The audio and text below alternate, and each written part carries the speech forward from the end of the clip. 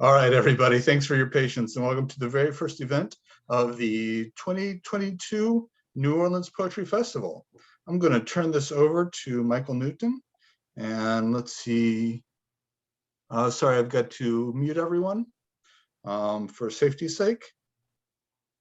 And then Michael, you have the floor. Thank you very much, Jonathan. I appreciate that. This is a very exciting day for me. We are here to celebrate the launch of issue 3 of Second Factory magazine.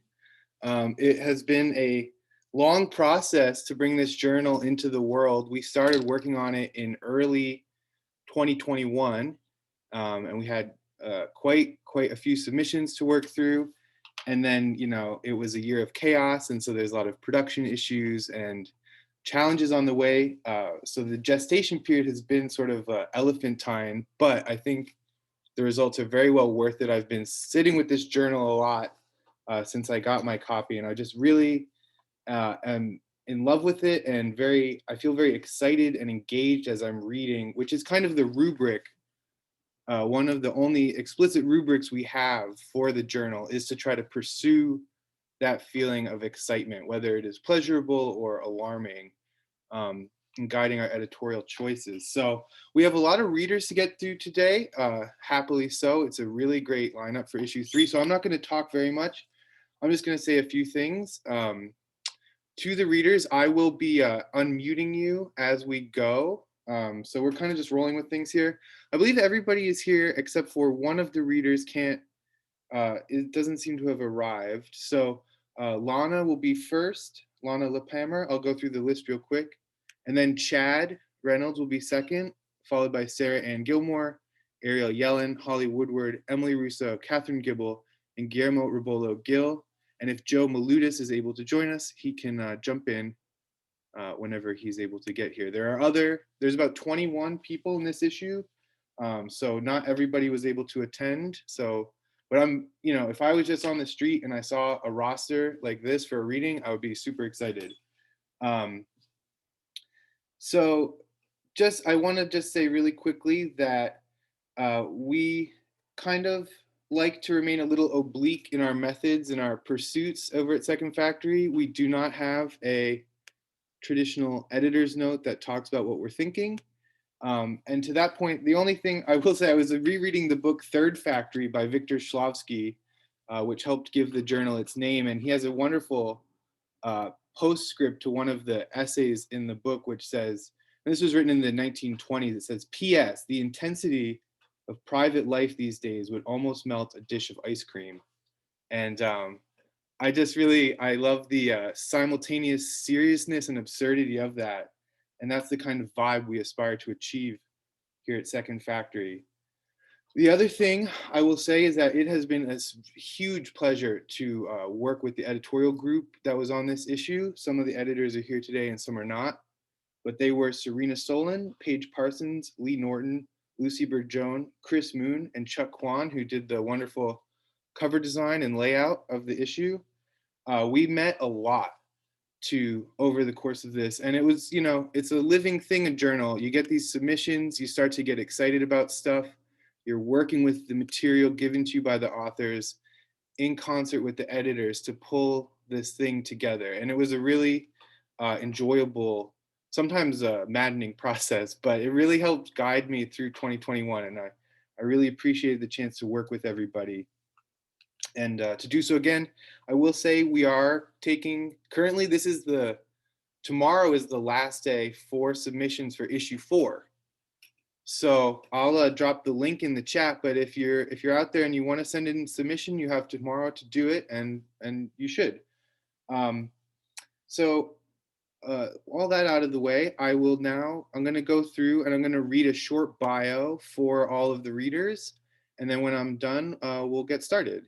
And everyone's going to be about 5 minutes, so it'll be about an hour. So please just sit back and enjoy yourselves as we listen to some wonderful poetry. Thank you very much for being here on this beautiful Sunday. So Lana Lephamer is an artist living in Zagreb, Croatia. She works in text, poetry, and performance, and is currently attending the MA New Media program at the Academy of Fine Arts. Chad Reynolds is a writer. I didn't have a bio for you, Chad. I'm sorry. Sara Ann Gilmore is an MFA candidate in poetry at the Iowa Writers Workshop and holds an MFA in comparative literature, literary translation. She lives in Iowa City with her young son, and her most recent editing work is with the Iowa Prison Writing Project. Very cool. Ariel Yelen's poems and critique work have been published in the American Poetry Review, Bomb, Conjunction, Washington Square Review, and elsewhere. She lives in Brooklyn, serves as the associate editor for Future Poem, where she also edits the blog Future Feed. Holly Woodward is a writer and artist. She serves as a writer in residence at St. Albans, Washington National Cathedral, and was a fellow for 4 years at CUNY Graduate Center's Writers Institute. Her poetry and fiction have won prizes from Story Magazine, 92nd Street Y, and New Letters, among other honors. Emmalea Russo is a writer and artist whose work combines poetry, media, and philosophy. She's the author of 2 books of poetry / essay, G and Wave Archive, and several chapbooks. She is pursuing a PhD in philosophy and co-edits the multidisciplinary journal Asphalt Magazine. Katherine Gibbel is the author of the chapbook Prairie from Ethel Press in 2020. Her poems have been published in the Denver Quarterly, Jubilat, Tin House Online, and elsewhere. She lives in Windsor, Vermont. Let's see. And Guillermo Rebollo-Gil was born in San Juan in 1979. He is a poet, sociologist, and attorney.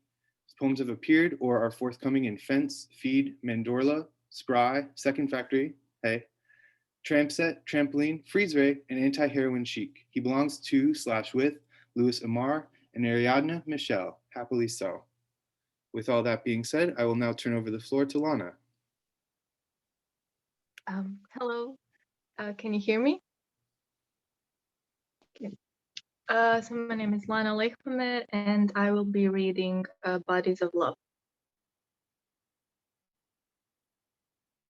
Do not leave me dying in the womb of the world.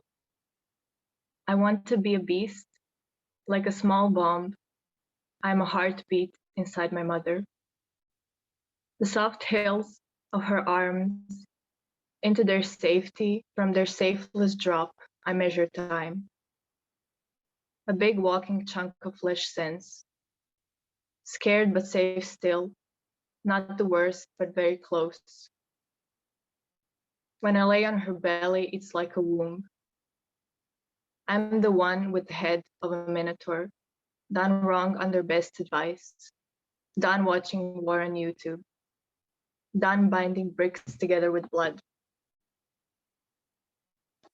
I want to be an end of a tunnel. I turn into a little hunter and jump on my ribs and wrists. My insides have turned themselves out, but I claim only a heart. Skin hanging from the drying wire, fumes rise fresh, futile hunting. This fur cannot keep us warm. Once I cut off my hand, left, and revealed underneath plastic and a bone in the center.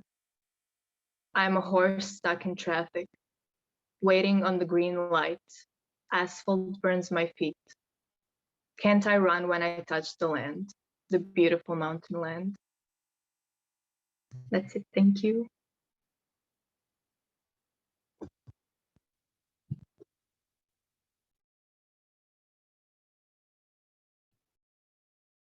Okay. Lana, that was beautiful. Thank you. I'm going to share my screen so that we can see 2 of the typewriter pieces that are in the new second factory. I was really grateful to have these accepted, and then I went ahead and when I found out there was a reading, I wrote poems for 2 of these pieces. So the first poem is for this piece here, and it's called Poem Selves. A red sky over a black mountain above a red plain, the red plain around a black river. In the red sky I float, looking down at myself on the mountain above the plain, looking up at the floating me. Or am I the red sky itself, the actual air I only thought I floated on? Or am I the black mountain reaching out of the plain and up to the red sky to form a horizon? Or am I the red plane flattening itself not in the act of prayer, but in an act of something in an act? Meanwhile, the Black River asks nothing, glides by. And this one was published as well. So I wrote a poem called Palimpsests. Over a bed of slashes, lowercase o's, draw a map of a country that itself was drawn over other signs we made in haste to mark the older, less useful places we encountered upon our arrival. If there are ways of being we've mostly forgotten, it's because maybe we never intended to remember. But the land remembers, and the body remembers, paper remembers. Thank you.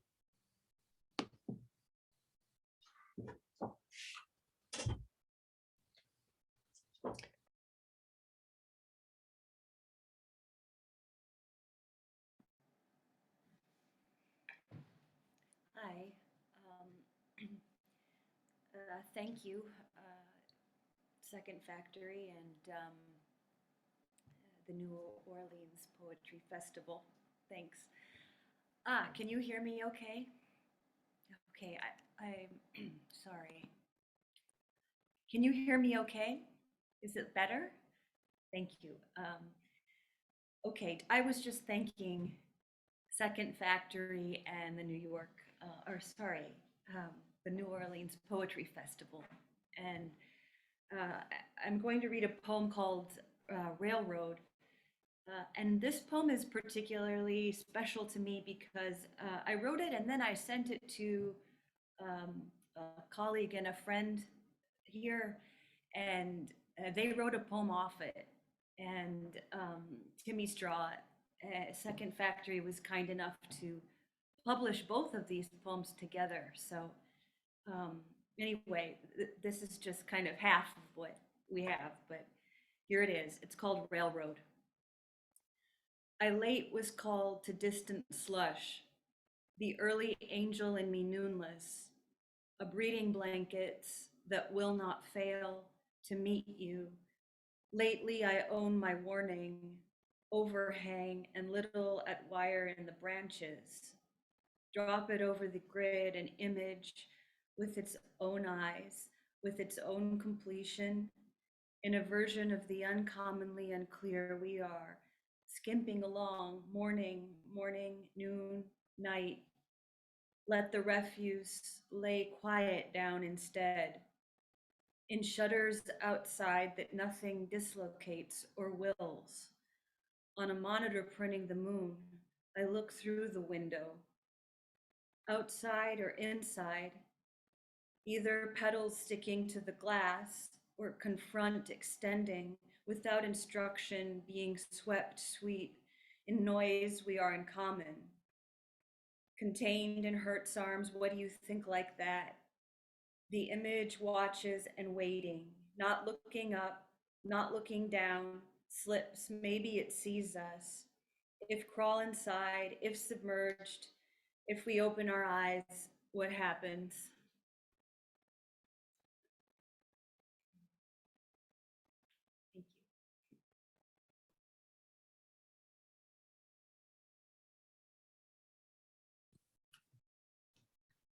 Thank you, Sarah.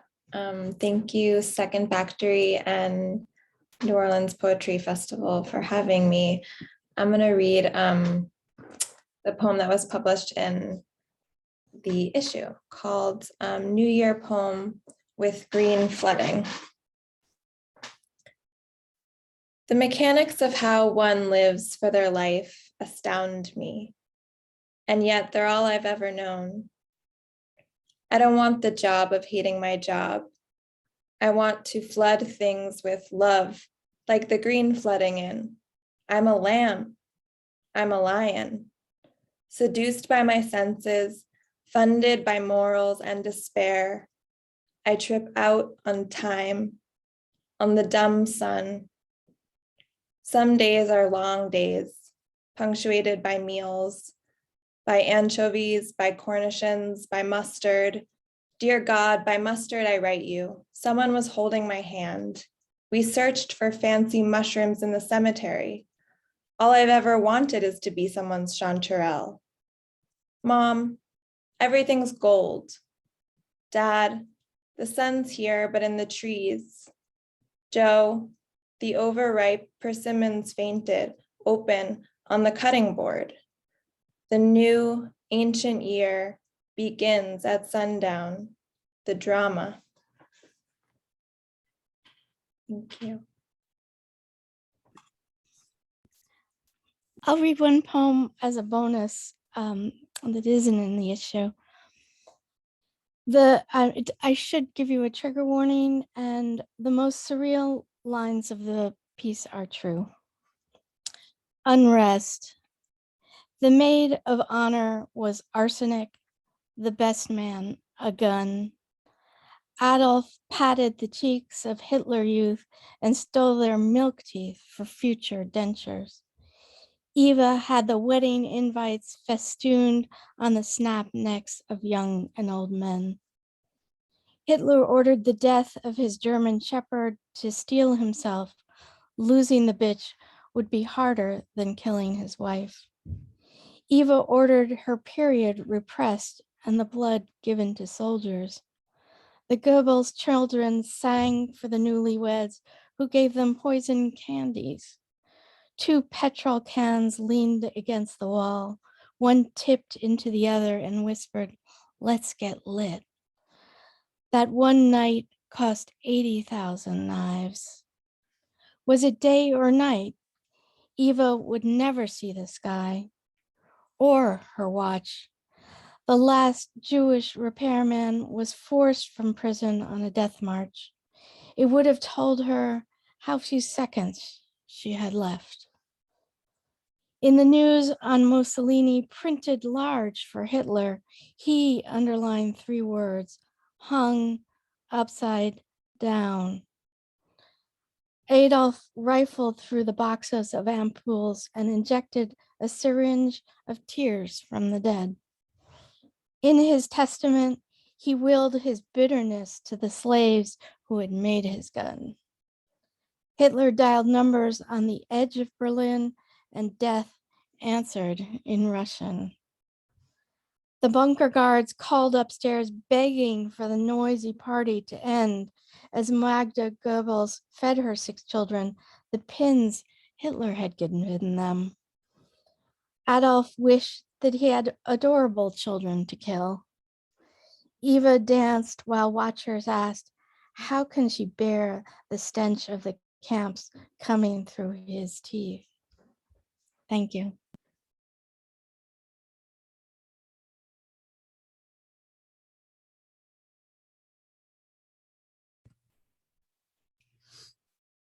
Hello. Can everyone hear me? Okay, hi. It's so nice to see everyone. I'm a big fan of Ugly Duckling, and this issue is quite beautiful. I'm going to read 2 poems. The first one is from this issue. It looks like this. Since we're on Zoom and we can like show things like that. So it's called Runoff. And I guess both of the poems, I don't know, that have to do with light and film and things like this. Yeah, it's nice to see you all. Hi. Okay. Runoff. A mountain is an upside down canyon. A canyon is a fossilized cast of a mountain. A cloud punctured drains and circles our drain toward the other place. When I think of changing eternities, obsidian or absurd or obelisk, our sky pivots around 4 corners: sunrise, sunset, high noon, midnight. Pennsylvania television's off position, plastic lamp and thin strip of striped light snakes across a blank screen. Morning's golden hour, we leave the mountain whose drain shimmers silver television sun over an LED screen. When I look into his pupil, then away towards the house next door, its green orb recedes from one sun, then slips toward another. Blue light runs down the mountain's gold, consumes what residues we lose. Dirty sidewalk glitters near tilted cat. My sheets are yellow. His wedding ring is gold. My dandelion is yellow. His spray paint is gold. And I'm just going to read one more bonus one, I guess. It's called Pile. Membranous, virtuous pile of dingy light, emanation-made mansion of splatter, unconciliatory flicker warped at the angle, swinging sun revolves department store door, this film flickers atop milk, dirge, gold thread headed now for the door, a membrane, a mountain of nothing sitting atop ship fluorescence, confection sick, the you and the I held together by membranous, virtuous light, the you and the I switched under violence, too much, little, heat and light, force amplified, ecstatic and delinquent beyond the beyond of swimming pool blue, tea with honey may cure fever, anything can become gelatinous material, getting blown between levitations into this salvific strip, cocked under form deranging wind, on or off screen being the wrong question. Consoled aglow, if you think the sun, if you think sun, the heavy corner of levitation's mineral unfastened, orange and pink, blown out, cleated, whipped clean, a mountain of beatific vision, light's vein of translucent fat like love come apart, then gathered into a pile. It gets thrown. Pea dawning on a leg at the speed of light as fluid coats an eye, altering brownish nectar of flower. You and I chromatically change speeds. You and I and blue screen. You and I and an eye. A glare's console held no such geometry. The sun rises above because offset too fast. Thanks, everyone. Thanks, Emily, for those poems. Can everyone hear me? Okay. And thanks to Michael and to everyone at Second Factory, and also thanks to the other poets in this issue. I've loved reading your work. And thank you to everyone tuning in. I'm going to be reading my poem in here. It's about a gun that's on exhibit at the Precision Museum, which is in Windsor, Vermont, which is where I live and where I'm zooming from now. Pepper box pistol, 1849.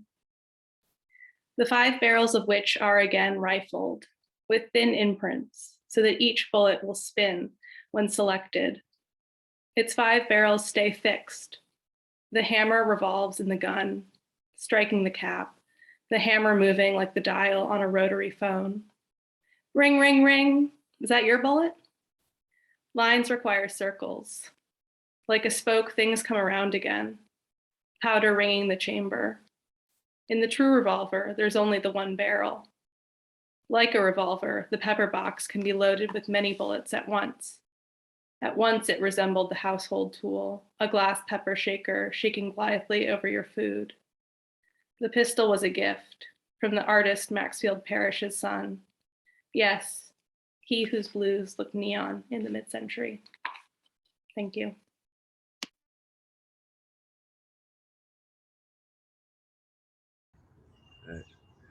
All right, hello everybody.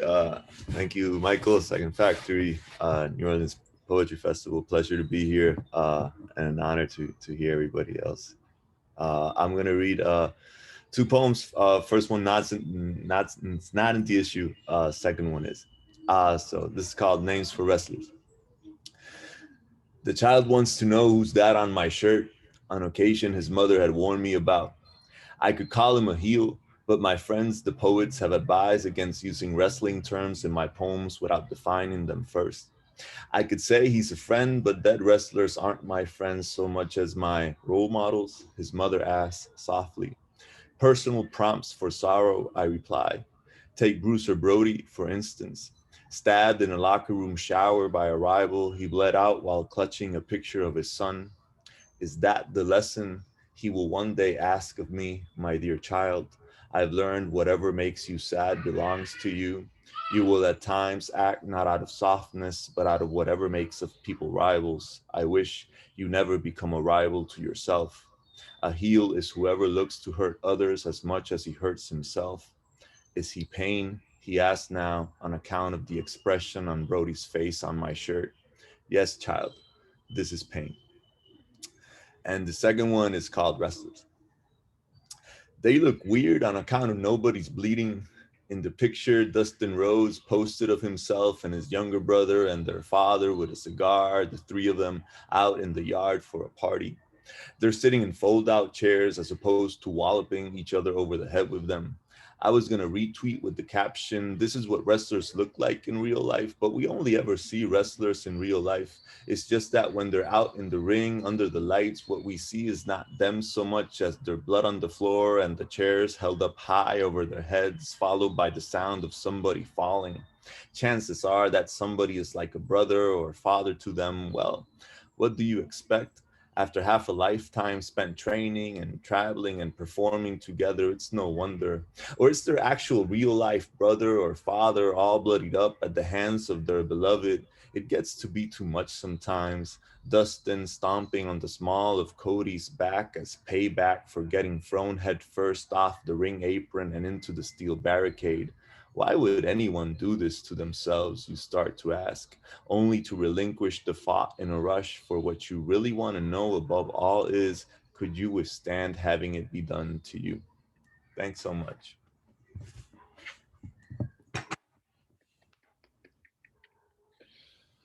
All right.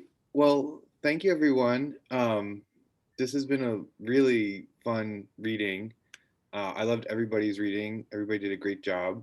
And I did want to, just before we go, I wanted to say thanks to NOLA for hosting us, especially to Jonathan, who handled the technical stuff for this Zoom, and to Bill Lavender, who fielded my many questions as we organized the event.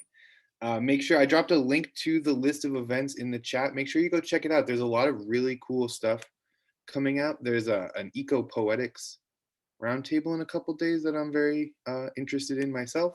So I advise you all to check it out and take advantage. Thank you very much, everybody. I hope you submit to issue 4. I hope you get issue 3. To all the poets, thank you so much for sending us your work and letting us include it. So enjoy the rest of your nights. Let's launch into spring with a good energy here. Thanks, Michael.